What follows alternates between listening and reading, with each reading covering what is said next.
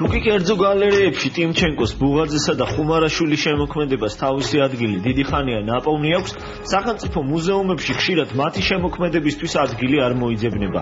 იქ სადაც აკადემიურ სივრცეში ფიროსმანი, გუდიაშვილი და გაბაშვილი იფინება, თანამედროვე ქართველმა მხატვრებმა ყველაზე თანამედროვე ფერწერა წარადგინეს.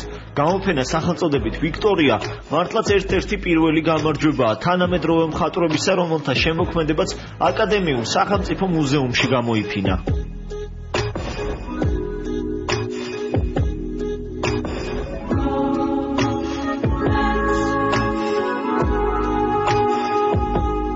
შეიძლება წარმოგვედგინა ყველაზე საუკეთესოდ თუ არა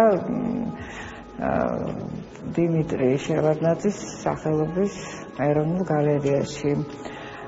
ეს იყო, როგორ გითხრათ, ჩვენი ოცნება სურვილი ყველაფერი, რომლის განხორციელებაში დაგვეხმარა კულტურის სამინისტრო.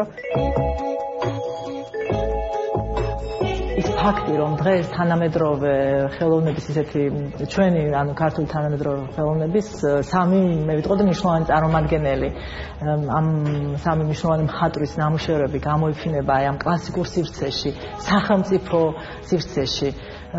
რაღაცა დიდი ძრა არის, ასე მგონია და საერთოდ ვისურვებთ ნამდვილად და ამაზე ვილაპარაკეთ კიდეც უკვე, რომ ეს გალერეა ქცეულიყო აი რაღაც ისეთი ძალიან საინტერესო ხელოვანების საგამოფენო სივრცე.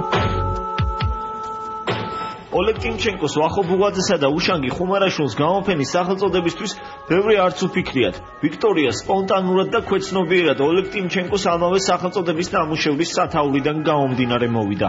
თუმცა ტილოზე სახელწოდება სულ სხვა კონტექსტშია მხატვრის მიერ გააზრებული. ხელოვანმა ნახატში ომის აბსურდულობაზე უფრო მიგვანიშნა.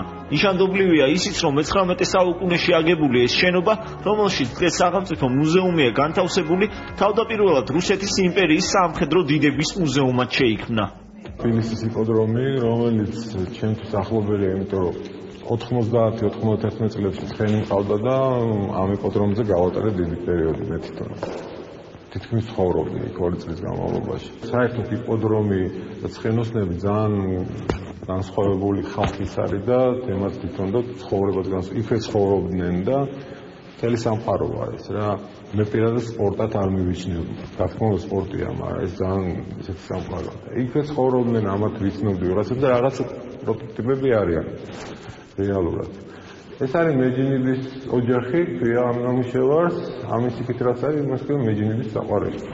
თუმცა სამი მხატვრის ჯგუფური გამოფენა არანაირად არ მოიაზრებს ერთ კონცეფციას, ცისფერ გალერეაში მისულებს სამი სხვადასხვა მხატვრის მიერ გააზრებულ თემას, როგორც კონცეფციით, ასევე ხელწერით სულ სხვა მიმართულებით მივყავართ.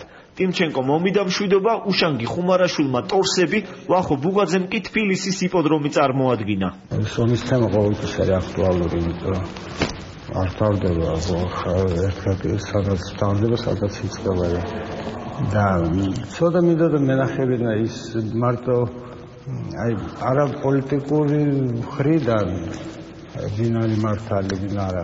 გასაგებია ომში ყველა ერთი მხარი მართალია, ერთი პლანი ის დამყობელია, რა თქმა უნდა, ის ყოველთვის აგებს საბოლოო ჯამში.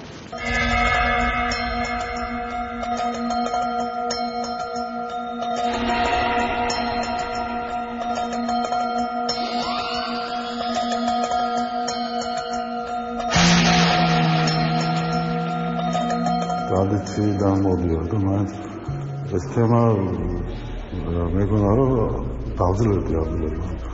რაღაც ის რაც კომერციული და გამეკეთებინა და რაც გავიყავ მე თვითონ ბულებით ის გამოვიდა. გამოფენაზე წარმოდგენილ 50 ტილოს თამამად შეიძლება სამუზეუმო ექსპონატის სტატუსი მივანიჭოთ. ექსპოზიციის ნახვას დამთვალიერებელი ერთ თვეს შეძლებს. სპეციალურად კავკასუს ონლაინის მხარდაჭერით გამოფენისთვის კატალოგიც გამოიცემა. ზუსტად ერთ თვეში კი თანამედროვე ქართველი მხატვრობის ექსპოზიციას დავით კაკაბაძის ნამუშევრები ჩაანაცვლებს.